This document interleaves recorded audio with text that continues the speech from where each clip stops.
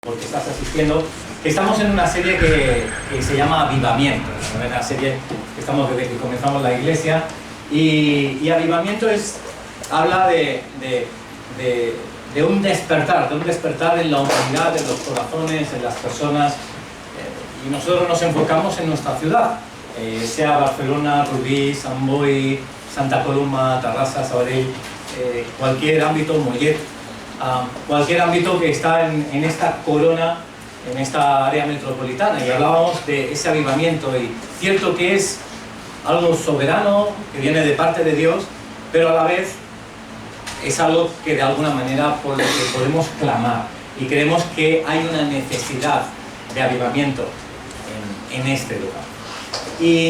Y bueno, empezábamos hablando en primera ocasión con esperanza en la promesa. Tenemos que tener esperanza por las promesas que Dios ha hecho, de que iba a venir, de que va a haber una extensión de su reino, de tantas maravillas que nos promete, y también de forma particular en la línea en que vamos sintiendo. La semana pasada hablábamos de avivar las brasas y decíamos que no puede haber un avivamiento si primeramente no se aviva su iglesia. Piensa en una chimenea o en una barbacoa donde hubieran brasas y ceniza. Si la brasa está tapada por ceniza, realmente no se ve ninguna diferencia. Debe soplar ese aire del Espíritu, debe estar uno dispuesto para poder brillar y caminar o provocar ese avivamiento en su contexto. Y hoy vamos a hablar de enfocados. ¿Con qué actitud nos debemos presentar delante de estos retos, que es llevar el Evangelio, reconocer que Jesús murió por nosotros y por nuestros pecados y por toda la humanidad, llevar esas buenas noticias con todo lo que supone todo su reino? Y recuerdo la historia que oí en una ocasión de un cierto misionero que iba a las calles tipo Bronx, Brooklyn, y iba a los indigentes, y coincidió con un chico al cual pues le ofreció una Biblia. Y el chico, cuando la vio, dijo: este papel es bueno para fumar. Y entonces cogió la Biblia y dice: bueno, pues me la iré fumando. Y dice: a ver, vamos a llegar a un acuerdo. Y dice: tú te lees una página y después haces con ella lo que quieras hacer, pero primero, antes de fumártela, te la lees. Entonces, bueno, después de un tiempo, pues volvió a hacer su recorrido y volvió a pasar por aquel lugar, y encontró a este chico con una actitud muy diferente. Y llegó a decir: mira, me iba fumando la Biblia hasta que llegué a eso de que Jesús murió por mí, y yo no lo pude soportar. Y entonces la Biblia se veía un taco todavía respetado, porque Dios había transformado su corazón. Dios es un Dios de transformación, y hay maravillosas historias en ti y en mí. Seguro que puedes explicar muchas. El otro día fui al club de ajedrez. Es un lugar donde tengo la oportunidad de hablar de Jesús, y hay un chico que también es cristiano, y bueno, hicieron una especie de pica pica, porque había como un torneo, y abrieron una botella de cava y le dicen: ¿quieres cava? Y dice: no, agua, solo agua. Y él ya me contó su testimonio de que había salido del alcohol, su familia estaba totalmente rota, pero Jesús la había restaurado, había llegado a su casa, y de pronto él había sido transformado. Y él decía: no, desde entonces agua. Y entonces comentó que precisamente pues él es taxista y pudo conseguir una serie de puntos que le permitió ir al Botafumeiro, el restaurante más reconocido aquí en Barcelona, y una marisquería importante en el barrio de Gracia. Y él recopiló, pues recogió hasta 20 tickets que le permitió ir con su mujer y sus 2 hijos al Botafumeiro. Y entonces estaba bueno, pues con todo ese festín, y los compañeros del ajedrez, cuando él lo explicaba, decía: ¿y qué? ¿Un buen Ribeiro? ¿Un Alvariño? Y dice: no, agua, tengo muy claro que agua. Y es verdad que Dios hace maravillas en nosotros, pero Dios también quiere hacer maravillas con nosotros. Es decir, quiere que nosotros también ejerzamos el dominio propio para tomar decisiones. Es fácil a veces decir: heme aquí, Señor, sí, pero no es tan fácil decir a veces: no quiero eso, no quiero ser contaminado por aquello. Y en ese sentido, pues en la historia encontramos enormes varones de Dios, como hemos ido explicando algunas historias en esta semana que han sido transformados y usados por Dios para la extensión del reino.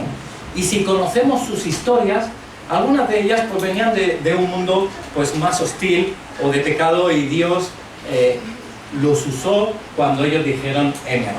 Y tengo pues como un pase de fotos de familia que nos va a ayudar pues como mínimo a ver a algunas de las personas que hemos ido citando. Evidentemente son muchos más.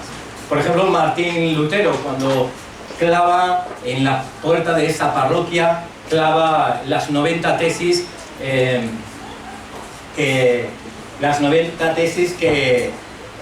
permite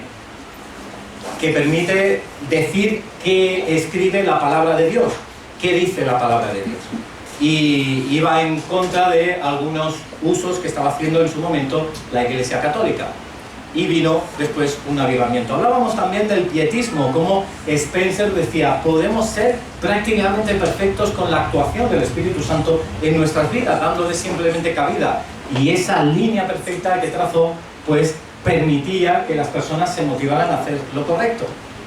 Jonathan Edwards, en Estados Unidos, considerado el mayor filósofo de la historia en ese país, él propició todo lo que vendría como el gran avivamiento, juntamente en Inglaterra. John Wesley, una persona que luego pues va a ser el precursor de esa iglesia o denominación, el metodismo, porque él marcó como un método de pequeños grupos para orar y para estudiar la Biblia, y cómo Dios se movía con poder pues en sus discursos. Así George Whitefield, también en ese gran despertar en los lugares públicos, hablando del Señor, como desgarraban sus vestiduras, lloraban, sanaban, escuchando predicaciones y el poder de Dios. En Escocia, John Livingstone, también estuvimos hablando de él.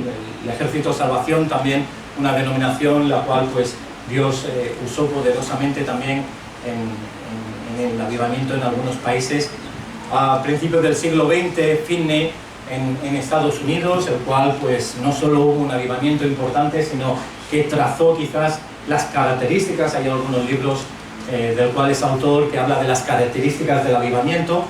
Y William J. Seymour, un hombre que encontráis ahí en la parte izquierda de la imagen, afroamericano, además con estrabismo, algo bizco, un hombre negro en la época, en un momento de racismo muy crudo, donde había iglesias de blancos, iglesias de negros, pero cuando vino un avivamiento en esa calle Azusa, comenzó a llenarse. Incluso también vinieron personas de piel blanca y crearon una comunidad hermosa. Realmente se habla de un culto que llegó a durar de forma ininterrumpida día y noche por 3 años y medio. El avivamiento en Gales, también a principios del siglo XX, en 1905, es esta imagen donde multitudes están en un lugar muy sencillo. Hablábamos de Evan Roberts, un joven muy sencillo, sin estudios prácticamente, que veis en pantalla, que a la edad de 26 años, con sus compañeros en el liderazgo más jóvenes que él, pues Dios los utilizó de una forma muy común. Ahí vemos pues diferentes características en diferentes hombres. James McKilkin en Irlanda del Norte, podríamos hablar de Catherine Kuhlman y de tantas otras personas. Billy Graham, conocéis pues que en la mayoría de países pues ha estado predicando el Evangelio y falleció recientemente, y un hombre pues que ha dado consejo incluso pues a presidentes del gobierno en Estados Unidos. Y os he comentado también del ministerio de Reinhard Bonnke en Nigeria, donde predicando el Evangelio os comentaba cómo en una única reunión se llegaron a convertir, no hablo de asistentes, sino convertir, reconocer a Jesucristo como su Salvador, más de 1 millón de personas. Y como os decía, pues desde una plataforma alta, desde un helicóptero, pues mostrando imágenes, como podéis observar, no se ve el horizonte de tantas cabezas y personas que hay contempladas ahí. Realmente eso pues sucede recientemente en Nigeria y en tantos otros países, y cómo hay esa disposición de personas, de hombres y mujeres, a ser levantados, utilizados, usados por Dios para la extensión del reino en tantos y tantos países. Y por eso hablábamos de enfocados, estos hombres de Dios que han permitido que estas cosas sucedan. Y en la Biblia pues encontramos a un personaje que va a ser también un hombre que en su momento va a decir de alguna manera: heme aquí, envíame a mí. No con esas palabras conocemos en el texto, pero sí sabemos de la historia de Pedro, cómo ha sido pues una vida algo errática por momentos, pero que finalmente va a ser la llave que Dios va a utilizar para dar fundamento bíblico, teológico, de conducta para la iglesia, la iglesia de Dios, la iglesia primitiva, el primer avivamiento de la historia después de la ascensión de Jesús. Y el texto, capítulo 2 del libro de Hechos, mirad cómo comienza el texto hablando de ese avivamiento. Dice así: cuando llegó el día de Pentecostés, es decir, 50 días después de la resurrección de Jesús, dice, estaban todos unánimes juntos. De repente vino del cielo un estruendo como de un viento recio que soplaba, el cual llenó toda la casa donde estaban sentados. Y se les aparecieron lenguas repartidas como de fuego, asentándose sobre cada uno de ellos. Y fueron todos llenos del Espíritu Santo y comenzaron a hablar en otras lenguas según el Espíritu les daba que hablasen. Es decir, vemos la soberanía de Dios, que ellos están simplemente adorando a Dios como cualquier otra reunión, y viene con un viento recio y suceden algunas cosas. Llamas de fuego se colocan de forma visible en la parte superior de las cabezas de las personas que habían en el aposento alto, como de repente comienzan a hablar en lenguas, algunas serían angelicales, otras eran comunes, de tal manera que personas de otros países reconocían a otras personas hablando su propio idioma, y Dios moviéndose de una forma poderosa.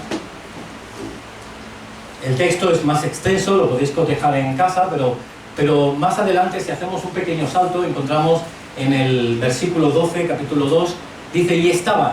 ¿Cuál es la reacción de la iglesia? ¿Cómo reacciona la iglesia? Reacciona de dos maneras. Y aquí es muy interesante, porque cuando Dios se mueve, de pronto las ovejas se van a un lado y las cabras se van al otro. Es decir, hay una separación clarísima. Cuando el pastor llega, cada uno toma su lugar. Y cuando comienzan a suceder cosas, maravillas de parte de Dios, la gente se posiciona. La carne y el espíritu, los carnales y los espirituales, como diría Pablo en Corinto. Dice, y estaban todos atónitos y perplejos, lógicamente, después de lo sucedido, diciéndose unos a otros, ¿qué quiere decir esto? ¿Qué es? ¿Qué ha sucedido? ¿Por qué las llamas de fuego? ¿Por qué hablando en lenguas? ¿Qué está pasando? Mas otros, burlándose, decían, están llenos de mosto. Es decir, están borrachos, han bebido vino. Esto es una broma. Y esto pasa en la iglesia, la historia lo hemos visto, como Noé construyendo el arca, había gente que se burlaba, como a los apóstoles pues se burlaban de ellos, del propio Jesús, de los profetas. Y aquí vemos como cuando interrumpe el Espíritu Santo de una forma excepcional, la gente se posiciona. Y me gustaría transmitirte en el día de hoy que estés preparado, que hayas estado preparado, que hoy, el día de hoy, si disciernes algo del Espíritu, que tomes el lugar correcto, el lugar que va en línea con lo que Dios está haciendo, y no lo contrario. Vemos Pedro que está enfocado y es el que después de estas cosas se va a levantar y va a decir lo siguiente. Entonces Pedro, poniéndose en pie con los 11 apóstoles, alzó la voz y les habló diciendo, varones judíos y todos los que habitáis en Jerusalén, esto os es notorio y oíd mis palabras, porque estos no están ebrios como vosotros suponéis, puesto que es la hora tercera del día. Es decir, Pedro apela al sentido común y dice, atención, no están borrachos, son las 9 de la mañana. No es lógico lo que estáis diciendo. Y es verdad que a veces la crítica y la burla contra Dios es bastante ilógica. Dice, no es nada lógico. Y luego los lleva a la palabra y a Jesús. Dice, mas esto es lo dicho por el profeta Joel. Y entonces Pedro se levanta con autoridad, sabiendo qué está escrito en la palabra, para decir, mirad, esto ya está dicho. En los postreros días, dice Dios, derramaré de mi espíritu sobre toda carne. Está escrito en el libro del profeta Joel. Y vuestros hijos y vuestras hijas profetizarán. Vuestros jóvenes verán visiones. Vuestros ancianos soñarán sueños. Y de cierto sobre mis siervos y sobre mis siervas en aquellos días derramaré de mi espíritu y profetizarán. Y daré prodigios arriba en el cielo y señales abajo en la tierra, sangre y fuego y vapor de humo. El sol se convertirá en tinieblas y la luna de sangre antes que venga el día del Señor grande y manifiesto. Y todo aquel que invocara el nombre del Señor será salvo. Esta es la iglesia normal que está profetizada en el Antiguo Testamento. Cuando suceden avivamientos, realmente parece algo excepcional, pero en verdad es lo normal, porque es lo profetizado. Lo excepcional es que la carne tire a frenar o a apagar ese tipo de fuegos. Mirad que hay buenas y malas noticias, entre comillas. Finalmente habla de el sol se convertirá en tiniebla, la luna en sangre antes que venga el día del Señor, y me habla de todo el desorden ecológico que hay actualmente, de cómo el mundo está pereciendo, la tierra, cómo se están contaminando los mares, cómo se encuentran microplásticos incluso en la orina de las personas. Realmente el mundo va deteriorándose, pero simplemente es una consecuencia del pecado y de la espalda que se le ha dado a Dios. Está escrito. Y solo lo solucionará cielos y tierra que un día Jesús hará. No la buena voluntad únicamente del ser humano. Pero también dice, ¿y acaso está pasando que vuestros hijos y vuestras hijas están profetizando? Están los jóvenes ahí detrás, están viendo visiones, y no el móvil como algunos. Pues están con las visiones, están profetizando, están las personas quizás más mayores que ya no tienen quizás esa fuerza de... También hay sueños en la noche que Dios les está hablando. ¿Qué está pasando? Y finalmente Pedro los envía a Jesús y dice, varones israelitas, oíd estas palabras. Jesús, sí, Jesús Nazareno, varón aprobado en Dios, entre vosotros con las maravillas, prodigios, señales que Dios hizo entre vosotros, por medio de él, como vosotros mismos sabéis. Siempre el Espíritu Santo, siempre el avivamiento, siempre va a apuntar a la figura de Jesús. Y aquí tenemos un hombre, Pedro, que no está ahí simplemente porque es el ungido que Dios utilizó y punto, sino porque también hubo una transformación. Y si nosotros vemos de dónde surgió Pedro, porque gracias a Dios la Escritura es muy extensa en explicar cómo era Pedro, y no esconde detalles de su vida. Y me gusta encontrar errores o debilidades en Pedro porque nos estimula a decir, no depende solo de mí, es de tu Espíritu Santo. Y mira cómo comienza la historia con Pedro. Vamos a dejarlo. Juan, Evangelio de Juan, capítulo 1, versículo 40, explica cómo Andrés, hermano de Simón Pedro, Andrés trae a Jesús a Pedro. Y Jesús lo mira a los ojos y le dice lo siguiente, versículo 42, Juan 1:42, dice, mirándole Jesús le dijo, tú eres Simón, hijo de Jonás, tú serás llamado Cefas. De pronto hay una explosión seguramente en la vida, en el corazón de Pedro. De pronto le está diciendo, tú eres Simón, que significa caña. Caña significando una voluntad errática, dudosa, una voluntad que lo que siembra no da un fruto estable. Y dice, y a partir de ahora serás llamado Cefas, que significa piedra, que significa Pedro en griego, porque Cefas es en arameo. Y lo que está diciendo, una persona sólida, una persona fundamentada, una persona segura, una persona estable, un referente. Es curioso porque Jesús seguramente no le está diciendo, tenías una identidad, pero yo te voy a dar otra, sino le está diciendo, tú tienes la identidad de Pedro, pero de alguna manera la tienes que ir descubriendo.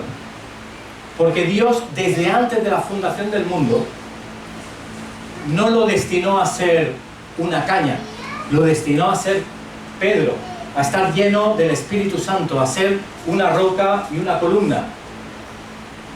Pero la carne, la debilidad, el desconocimiento, la ignorancia, el propio pecado, el dejarse al pecado, pues han hecho de una persona creer la identidad de Simón, de una caña. Y yo te pregunto, ¿cómo te sientes tú? Porque Dios ya te ha hecho, si has creído que Jesús murió por ti y por tus pecados, Dios te ha hecho una piedra. Dios te ha hecho fundamental y fundamentado. Pero quizás tú dices, no, es que voy batallando con el pecado, es que a veces dudo, es que soy errático, no soy constante en las cosas de Dios. Quizás te ves como una caña, pero Dios te dice, eres una piedra. Dios no es que quiera transformar tu identidad, Dios quiere mostrarte cuál es tu identidad. Y así si nos fijamos un poco en la vida de Pedro, pues realmente fue un ser humano más con unas debilidades concretas. Por ejemplo, sabemos lo impulsivo que era, como por ejemplo cuando Jesús le dice de lavar los pies, no, maestro, se pone incluso pues casi que de forma petulante decir a Jesús lo que tiene que hacer. No, seré yo que te lave los pies, tú a mí no. Y cuando dices, no, te tengo que lavar los pies para que tengas parte conmigo, dice, no, entonces los pies y la cabeza. Le está diciendo lo que tiene que hacer. Y a veces nos pasa a nosotros, de tener que decir a Dios, no, hombre, por aquí no, lo normal y lo cristiano es aquello. A veces el orgullo puede subir a nuestro corazón. ¿Sabes? La historia de los avivamientos son muy interesantes. Y Finney, uno de los que hemos nombrado en algunas ocasiones, decía que sabía de una iglesia que comenzaba a tener un avivamiento. Y a él le comunicaron, dice, mira, estamos teniendo un avivamiento de Dios tan fuerte que lo vamos a publicar en los periódicos. Y él pensó, en el momento que salga publicado en los periódicos, el avivamiento se acabará.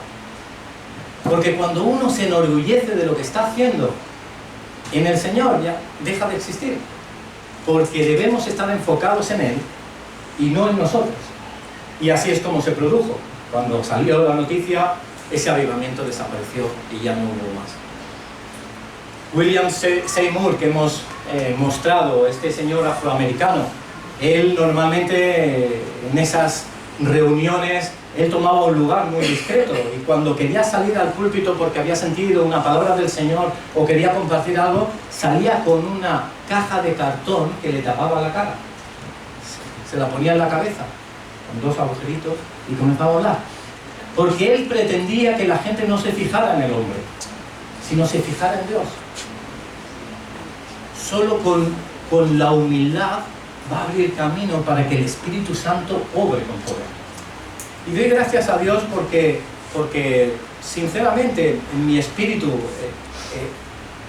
recibo una comunidad de sencillez, de paz, de no búsqueda de protagonismo, y estamos encantados de ver cómo Dios ha ido añadiendo a esta congregación personas que buscan genuinamente de Dios. Y eso permite que Dios siga obrando. A veces podemos encontrar, pues, también la propia comodidad o la pereza. Las cosas siempre se hicieron así. ¿Y por qué ahora cambiar? Para Pedro sería un shock el ver esta manifestación de lenguas, o más adelante incluso ver que los gentiles, los no judíos, podían creer en Jesús. Pero antes veíamos otra vida cuando no fue tocado por el Espíritu Santo. Veíamos a un Pedro que había visto resucitar a Jesús y hablar, pero él decidió irse otra vez a pescar, a hacer su oficio, porque Jesús ya había muerto. Y tuvo que venir Jesús para decirle, lanza la red a tu derecha, vino la pesca milagrosa, hijo maestro. Porque nuestra tendencia es ir al lugar cómodo, a que las cosas se hacen como se habían hecho.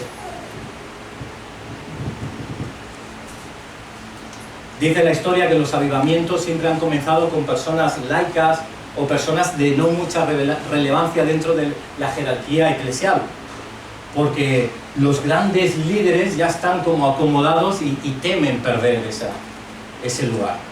¿No? Curioso.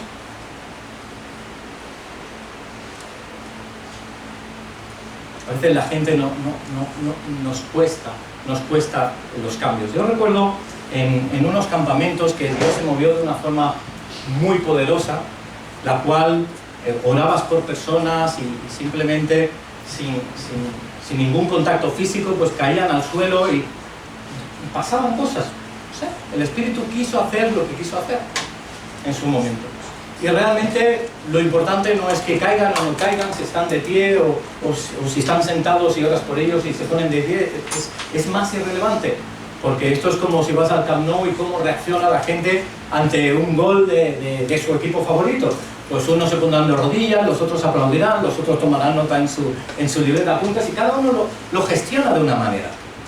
Pero lo curioso es que después de esos campamentos, pues recibimos algunas noticias de aliento enfocadas en el fruto, como algunos chicos pues se iban a bautizar, otros habían decidido servir en sus iglesias y dices, genial, Dios ha hecho algo, eso es lo que nos interesa. Pero también es verdad que otras muchas personas pues preguntaban, oye, ¿qué ha sucedido? Y Finney también comenta que normalmente cuando él vivió un avivamiento, las mayores críticas que recibió no era de la sociedad, sino de su propia iglesia. Y a veces no sucede esto, dentro del marco de iglesia. Y yo recuerdo pues acabar un campamento que acabas un poco cansado, sábado por la mañana, se me acerca un pastor y me pregunta, dice, oye, que hay una chica del campamento de mi iglesia que oraron por ella y cayó al suelo. ¿Qué le pasó? Digo, no sé, preguntaré a ella, porque ella es que cayó, no sé lo que le pasaría. Y entonces continúa diciendo, es que claro, es que caiga al suelo, estas cosas no pasan en mi iglesia. Digo, ya es que no sé lo que Dios hace. Dice, además no está en la Biblia. Y digo, bueno, en la Biblia sí podemos encontrar esos casos. Por ejemplo, cuando Jesús está en Getsemaní y dice, heme aquí, yo soy, cuando vienen a apresarlo, los soldados caen. Cuando Pablo va hacia Damasco a buscar cartas para apresar a cristianos, él explica que hay como una luz que le enceguece y cae al suelo. ¿Acaso el sol, si se acerca a la tierra, no caeríamos todos al suelo de la presencia maravillosa de Dios? Digo, sí que está en la Biblia. Juan también cayó al suelo ante la presencia de Dios y tantos otros. Dice, ya, pero ese era Jesús. Y digo, ya, pero es que claro, nosotros cuando oramos lo hacemos en el nombre de Jesús, creemos que Jesús está aquí. Dice, ya, pero es que si eso sucediera, me dice, debería pasar dentro de la iglesia. Y digo, ya, ¿quiere decir que Jesús solo se mueve dentro de un local? Entonces, cuando ha habido movimientos como Jonathan Edwards, Wesley, cuando predicaban al exterior, ¿no pasaban estas cosas al exterior? ¿No puede el Señor obrar al exterior? ¿Jesús solo hacía milagros en la sinagoga y no en el exterior? Y al final dice, la verdad es que no lo entiendo. Ya, yo tampoco, no sé, Dios sabe. Y te quedas al final como con una conversación que realmente es normal, que no es si no lo veo o no lo creo, es que aún viéndolo, dices, no lo entiendo, pero Dios hace lo que quiere como quiere.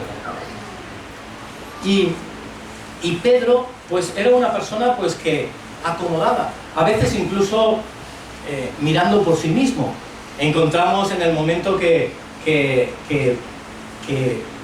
Jesús se acerca a Getsemaní, va a orar porque es un momento duro, porque el Padre le está transmitiendo que tiene que morir por la humanidad, y coge a sus amigos y dice, oye, orad por mí. orad por mí, estoy en aflicción. Pedro, Santiago, Juan, orad por mí, a sus íntimos. ¿Qué pasaría si tuvieras un hijo a punto de morir? ¿Qué pasaría si tienes una enfermedad que acaban de diagnosticar muy grave?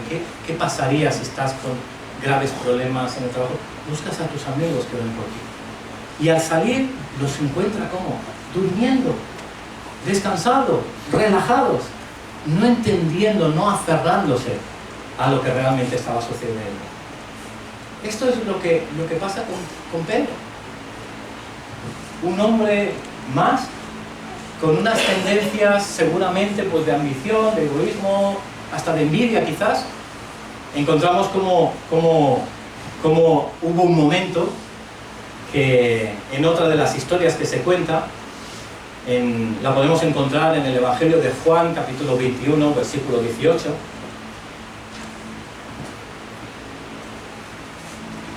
Que dice, de cierto te digo, y Jesús toma a Pedro delante y le va a decir de qué manera va a morir.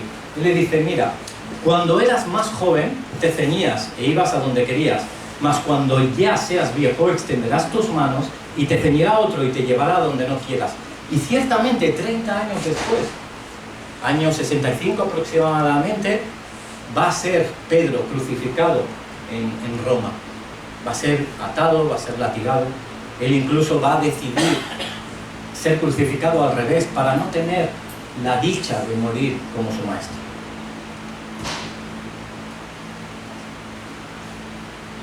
Pero continúa diciendo, volviéndose Pedro, vio que le seguía el discípulo amado,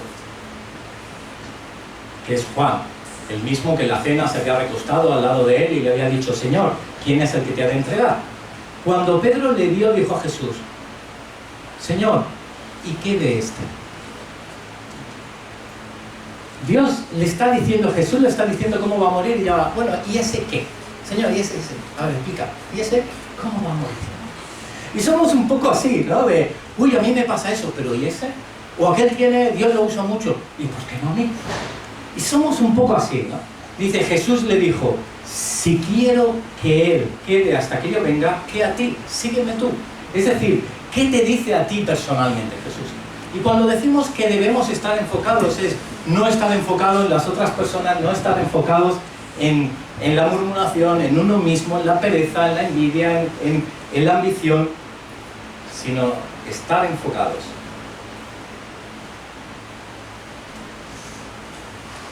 Como Pedro, en la palabra, en Jesús y en el fruto. ¿Cómo están las personas necesitadas? Ahí es donde debemos enfocarnos. Mira el fruto que sucede en Pentecostés, en ese avivamiento. Dice, al oír esto, aquellas personas de allá, dice, se compungieron de corazón y dijeron a Pedro y a los otros apóstoles, varones hermanos, ¿qué haremos? Es decir, están buscando dirección de Dios. Y Pedro, esa columna, esa piedra, ya no es Simón, ya no es una caña, es una piedra, dice, arrepentíos y bautícese cada uno de vosotros en el nombre de Jesucristo para perdón de los pecados y recibiréis el don del Espíritu Santo. Porque para vosotros es la promesa y para vuestros hijos y para los que están lejos, para cuantos el Señor nuestro Dios llamare. Y con otras muchas palabras testificaba y les exhortaba diciendo, sed salvos de esta perversa generación. Así que los que recibieron su palabra fueron bautizados y se añadieron aquel día como 3.000 personas. Pedro se fija en la palabra, se fija en Jesús y da direcciones concretas para seguirle a Él, para seguir las ordenanzas. Cree en Jesús, arrepiéntete, bautízate. Y cuando hablamos de arrepentimiento, no estamos hablando solo de arrepentimiento para salvación. También hablamos de arrepentimiento para santificación.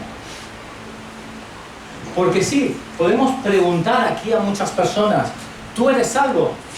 Y te dirá, sí, soy salvo. ¿De qué? del infierno. Pero si continuamos preguntándote, ¿eres salvo de la envidia? ¿Eres salvo de la pornografía? ¿Eres salvo de la mentira? ¿Eres salvo de la carnalidad? ¿Del alcohol? ¿Eres salvo de eso? Puede que la respuesta no fuera tan clara. Pero Dios no quiere producir cañas. Dios quiere piedras. Y no vale la excusa, es que mi carne, sino que puedes responder diciendo, es que el Espíritu puede contra todo eso.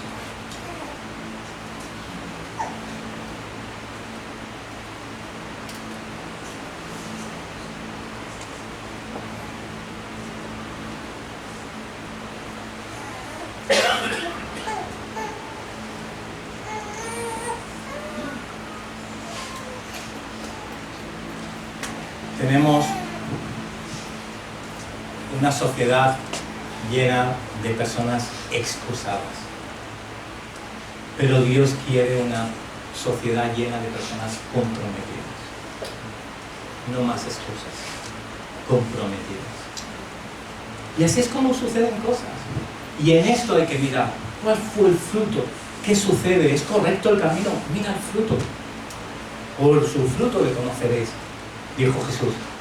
Así que perseveraban en la doctrina de los apóstoles, en la comunión unos con otros, en el partimiento del pan, en las oraciones.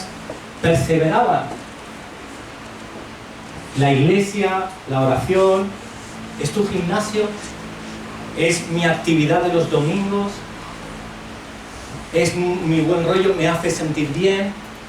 ¿O realmente es una perseverancia en ello?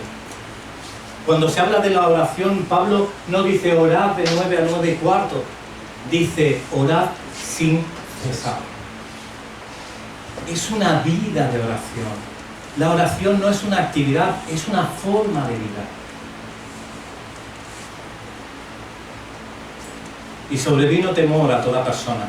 Y muchas maravillas y señales eran hechas por los apóstoles. Lluvias cesadas, sanidades, milagros inesperados, personas que aparecían de repente, o como Jesús atravesó aquellas paredes, o como Felipe fue arrebatado y llevado a Zoto, a la otra punta del país. Milagros. Eso es lo normal de Dios. Eso es lo normal del mover del Espíritu. Y eso lleva a frutos del cual se enternece el corazón y hay compasión.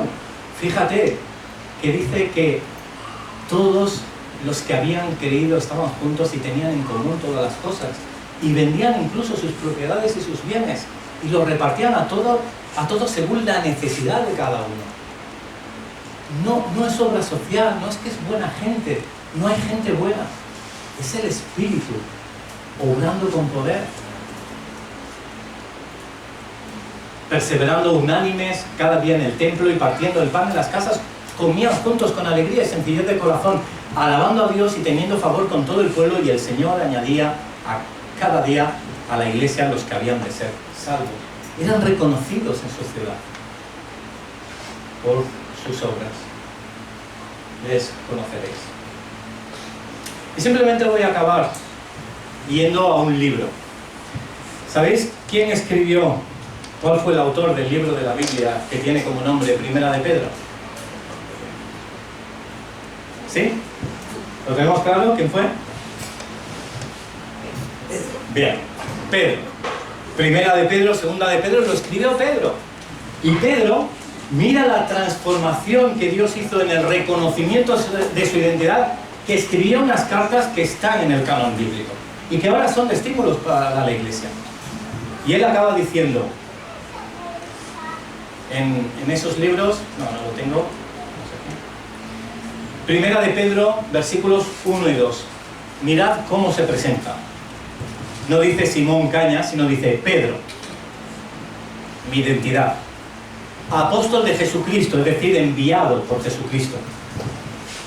A los expatriados de la dispersión en el Ponto, en Galacia, en Capadocia, Asia, Bitinia, elegidos según la presciencia de Dios Padre en santificación del Espíritu para obedecer y ser rociados con la sangre de Jesucristo. Gracia y paz os sean multiplicados. Una persona que había visto a Jesús, que había experimentado el Espíritu Santo, que había visto el mover de la iglesia, no se enfoca en cómo Dios lo utiliza, no se enfoca en mil detallitos de milagros que vio, se enfoca en la identidad que hay en el mismo Jesús de la gloria. Dice, yo soy enviado, Jesús. Enviado a Ponto, a Policia, a Galacia, a Capadocia, igual que eres enviado a Barcelona, a San Boi, a Mollet, a cada una, al lugar donde estás, en tu lugar de trabajo, en tu familia, con tus amigos, con tus vecinos. Dice, elegido según la presciencia de Dios, es decir, antes de la fundación del mundo ya te había elegido para esto, para esta tarea. ¿Para qué? Para andar en santificación, para obedecer, para reconocer la sangre de Jesús. Ese es el Pedro transformado. Así creo que esta palabra evidentemente es para cada uno de nosotros. Y creo que debemos de dejar de vivir como Simones para pasar a vivir como Pedros en esta generación. Jesús llegó a decir, alzad vuestros ojos y mirad los campos, porque ya están blancos para la siega. Juan 4:35. Y creemos que la iglesia se tiene que levantar. No depende de que seamos muchos o pocos, no depende de que seamos cultos o no cultos, no depende de que tengamos mucha economía o una debilidad económica. Depende de su Espíritu Santo y de tu heme aquí. De tu sí quiere. Te voy a invitar a ponerte de pie, si quieres. Y a no ser que tengas un problema de salud, no hay ningún problema, te tienes que quedar sentado. Pero como un símbolo delante de Dios, como el que está delante del altar, que se va a casar y va a decir un sí quiero o hasta luego. Estás en libertad. Sí que te voy a invitar a hacer una oración muy peligrosa. Por tanto, entiendo que puedas tener temor a hacer la siguiente oración. Puedes decir, no, más o menos mi vida ya está acomodada y no estoy mal como estoy.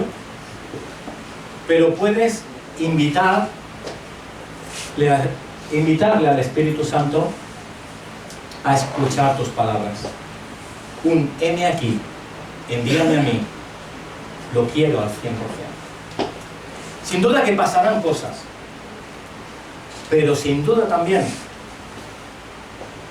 que estarás mucho más lleno porque estarás en el centro de la voluntad de Dios, haciendo la obra que Dios ha preparado para enviarte.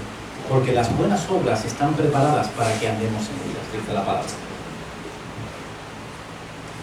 Una generación de valientes, unos 300, los que fueran, solo los valientes.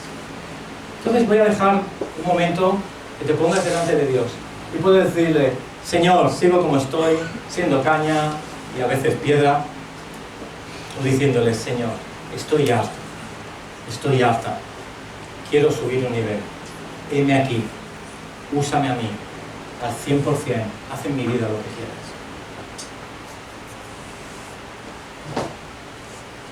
Oramos, ¿sí? Cada uno en su interior con sus palabras.